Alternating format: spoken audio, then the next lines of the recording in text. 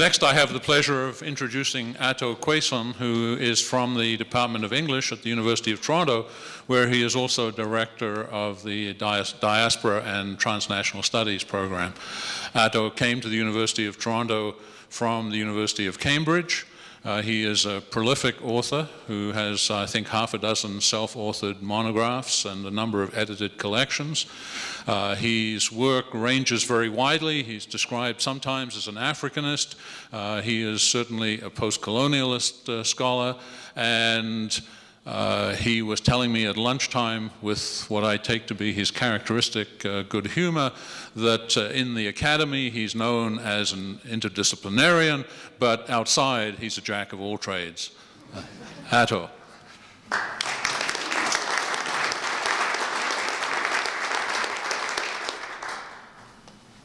Thank you very much. Yes, I'm a jack of all trades for ordinary mortals, but for the sake of academic aggrandizement, I call myself an interdisciplinary historian. Of course, English is my first love, and I decided when I was going to university that I wanted to do English literature because it was the only subject that I felt I could do while lying down in bed. If I was asked what exactly informs the many things that I have written, the many areas that I've worked on, it would be the interest in two conjunctural principles. One is close reading, reading very closely and intimately. But second is relating particularities to thresholds. Because often a particularity, it could be a cultural particularity or an ethnic particularity, is assumed to obliterate its background. But I take it the other way. Any particularity must be immediately assumed to open up into other things. For example, the book that I just completed, which is coming out next early spring, is on the urban history of Accra, the city in which I grew up, but from the perspective of a single street. So I used this street to unlock various dimensions of urban planning, of colonial town planning, of globalization, of street life, and even to narrow it down a little bit, the difference between shopping on the street that I look at is called Oxford Street. Shopping on Oxford Street, there are two kinds of shopping. One is shopping on the street itself, and the other is shopping in the shops. But the question that I ask, among other things, is why is it that the shopping on the streets is different experientially from the shopping in the shops? And the reason is the persistence, the status of the price tag. Because when you enter a shop and there's a price tag, you cannot haggle. Haggling is removed. Whereas when you're shopping on the streets, you are actually obliged to ask for the price to be knocked down. Another book that I published a few years ago was on disability, literature and disability. What does it mean for the representation of a disabled figure? What does motor impairment mean inside literature? And one of the conclusions I came to is that it's a mistake to read disability in literature the same way that you interpret disability in real life. The reason is that disability in literature is fabricated through words. And because it's fabricated through words, you cannot completely separate the words that create the disabled from words that create other things. So I read disability as a particularity, opening up and conjoining different levels of the narrative object, the novel. So there's Samuel Beckett is in there, Willie Shoyinka is in there, and all of them, I read them with the joy of using particularities as thresholds. At Cambridge University, where I started my career, I was in the Faculty of English and also director of the African Studies Center.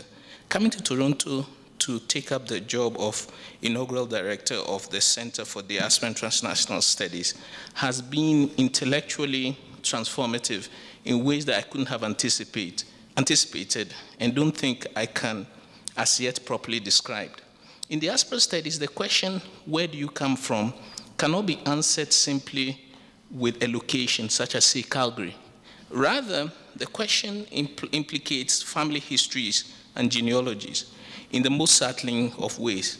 Once, on pressing a young white 19-year-old female student for an answer about where do you come from. She told me a terrific story about her great-grandfather having been a sheep rustler, a sheep thief in Scotland, in that he had been arrested and incarcerated in the penal colony of Barbados toward the end of the 19th century.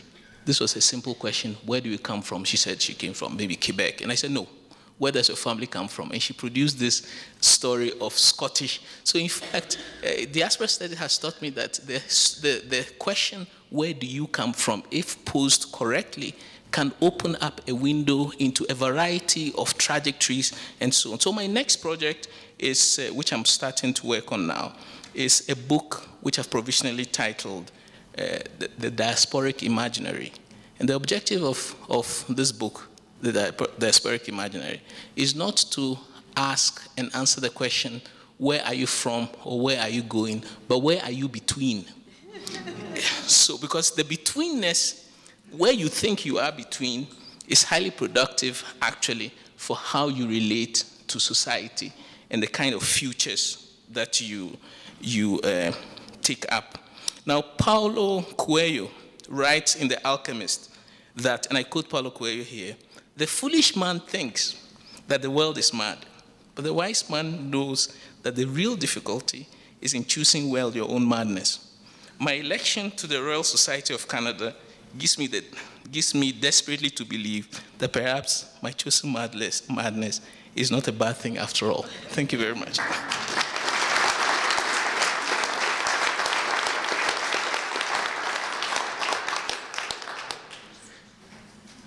you didn't tell us where you come from. Family, okay. I come from Ghana, which is a locational, but I also come from a family of fisher folk, fisher people. And in fact, my surname, Quayson, has a fascinating history because the son is a marker of colonial translation. And there's a long story about where the Quay comes from. But Quayson was the son of Quay. And the Quay has changed because the English use long vowels or diphthongs as opposed to, because the original Quay is Quay, that's a short vowel, but the English elongated it, and then gradually it became Quay, the son of Quay, Quayson. That's the short answer. Yeah. Yes, could use the mic, please. I would just like to follow that up by asking you, where are you between? Well, okay, actually, I can answer that question. I'm between nostalgias. I'm between nostalgias because I have great nostalgia. In fact, we're talking at lunch. I have great nostalgia for my country, where I come from, where I grew up. For example, anytime that rain falls in this country, I immediately miss home because here the earth is wreathed or covered with asphalt or cement and so. Whereas where I come from, when the rain falls, the rain touches the earth and releases different aromas. So I miss. However, I've gradually been coming to cure myself of this romanticized idealization of where I come from, for the simple reason that on various visits, I see how much it has changed. And not only that, I have also changed. So anytime I go home back to Ghana, I suffer culture shock. And when I come back, I suffer culture shock again. So I'm between nostalgias.